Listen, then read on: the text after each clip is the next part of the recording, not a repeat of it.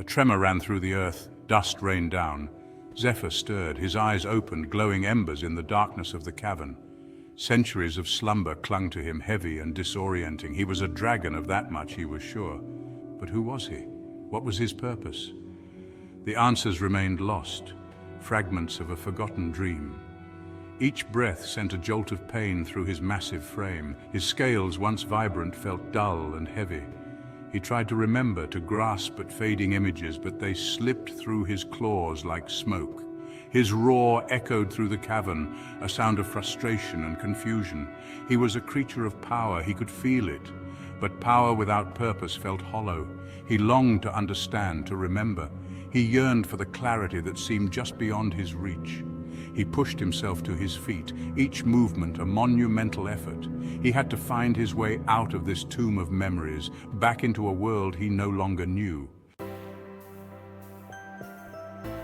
Sunlight pierced the gloom as Zephyr emerged from the cavern. The world outside was a riot of color and sound.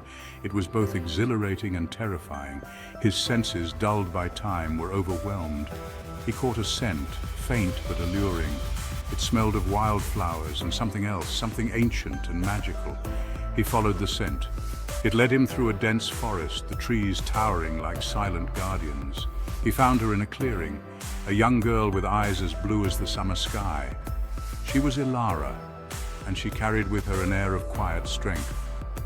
In her hands, she held an amulet, a swirling vortex of colors that pulsed with a light that seemed to call to him. The moment he laid eyes on the amulet, something stirred within him, a flicker of recognition, a spark in the darkness of his forgotten past. I've been waiting for you, Zephyr. It's time for you to remember. Ilara became his guide, leading him through enchanted forests and across shimmering deserts. The amulet pulsed with warmth, its light guiding their way. With each passing day, fragments of Zephyr's past returned. He remembered soaring through the skies, his wings splitting the clouds. He remembered the warmth of the sun on his scales, the feeling of wind beneath his wings. But with each memory came a new danger. Creatures of darkness, sensing the dragon's awakening, emerged from their lairs. They were drawn to the amulet's power, eager to claim it for their own. They faced monstrous spiders, their webs spun from nightmares, and packs of snarling shadow wolves with eyes like burning coals. Each battle tested Zephyr's strength, pushing him to the brink of exhaustion. But Ilara was always there, her courage unwavering. She fought alongside him, her small frame radiating an inner strength that belied her years. The amulet glowed brighter, its magic weaving a shield of protection around them. They were bound together, dragon and girl, their destinies intertwined. Section 4, Echoes of Guardianship, Bonds Forged in Fire. As they journeyed, the land itself seemed to awaken around them. Ancient trees whispered secrets in the wind. Rivers flowed with a newfound vitality. Zephyr felt a connection to this world, a deep sense of belonging that transcended memory. He remembered his role, his purpose. He was a guardian, sworn to protect this land and its people. He remembered the bond he shared with humans, a bond built on trust and mutual respect. He saw visions of a time when dragons and humans lived in harmony. He saw himself, younger, his scales gleaming, soaring through the skies with a human child on his back, their laughter echoing in the wind. He remembered the warmth of their friendship, the purity of their connection. The memories were bittersweet, a reminder of what had been lost and what he was fighting to reclaim. Section 5, The Sorcerer's Shadow, A World in Peril.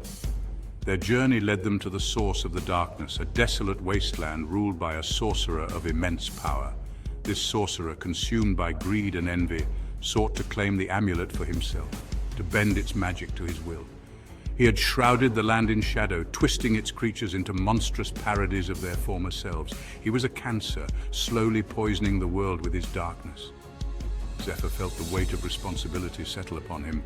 This was the enemy he was destined to face. The sorcerer's power was palpable, a suffocating presence that threatened to consume everything. But Zephyr would not back down. He had found his purpose, rediscovered his strength. He would fight for this world, for Ilara, for the memory of the bond between humans and dragons. I will claim the amulet and with it bend the world to my will. Nothing will stand in my way, not even a dragon. The sorcerer stood on a craggy peak, surrounded by swirling darkness, his eyes burning.